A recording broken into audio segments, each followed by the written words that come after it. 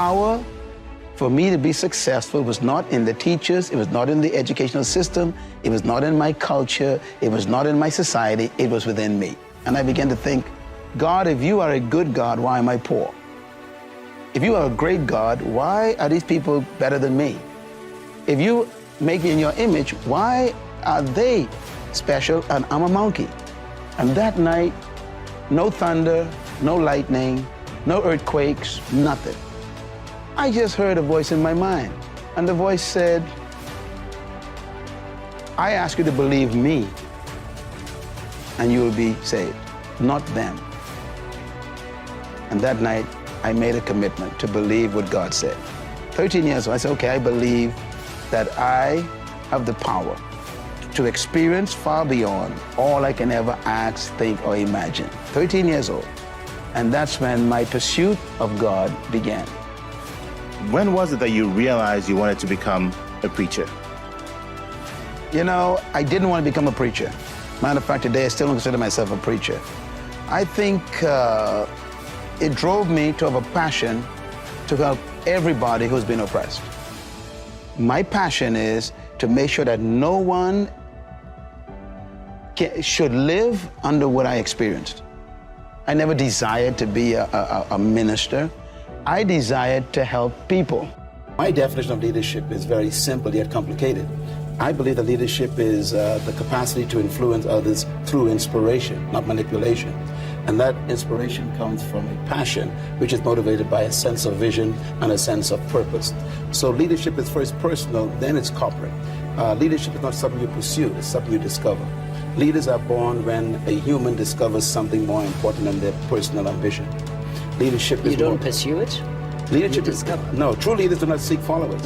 Leaders actually are pursuing a passion toward a purpose that gives them a sense of destiny. Yeah. For example, one of the greatest leaders of example that I use is Nelson Mandela, one of your great presidents. He never sought followers. Think about it. He discovered a purpose that was more important than his private preservation, his private ambition. He pursued that purpose privately. It attracted people. So leaders don't seek followers. Followers are attracted to leaders.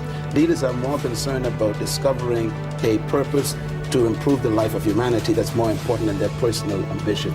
So they sacrifice themselves to accomplish something for the greater good. Yeah. We find that very rarely. Most people we call leaders are simply professional manipulators. And they actually are more concerned about their own promotion than promoting the people. Do we sit down and let change just happen to us? Or are we just watching change happening around us? Or are we aware that change is happening within us? Or are we going to be those proactive people who make sure that we affect what happens to us? Change also produces 4 types of people.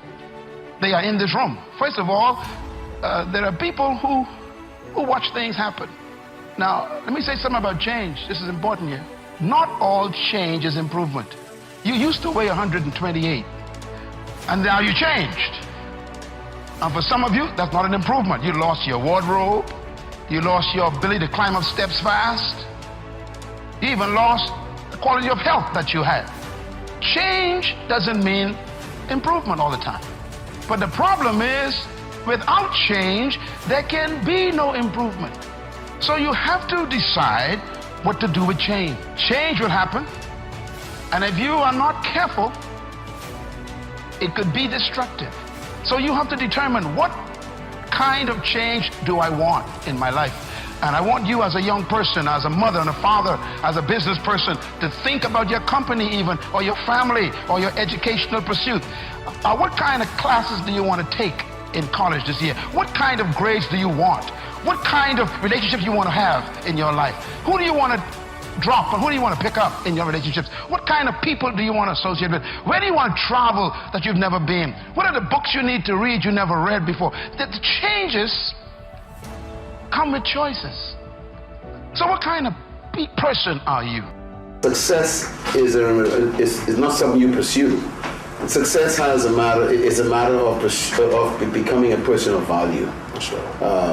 We should not be pursuing money. We should pursue purpose. We should pursue vision for ourselves and for our countries, for our communities. We should be not pursuing things. We need to pursue ideas. That's right. I always say that there are three types of people in the world. There's poor people, there's rich people, and there's wealthy people. Poor people talk about money all the time.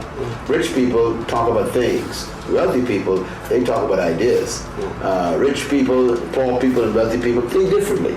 For example, poor people, they pursue money. Rich people pursue things. Wealthy people pursue ideas.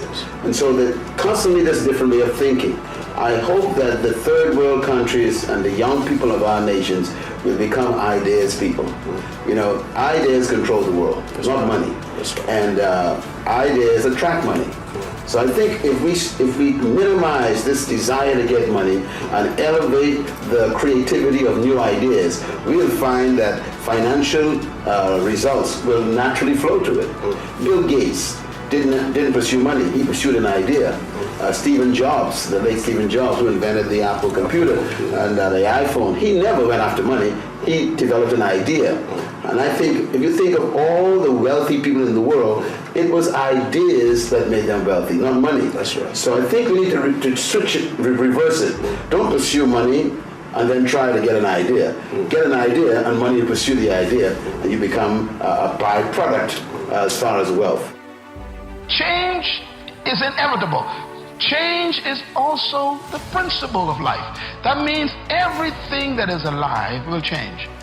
And even things that are not alive will change. You know, a lady came to me, she says, I came to the Bahamas for the last 10 years and I missed 4 years. And I came here this past month and everything is different. The airport is new, she said. What happened to the old airport, she says.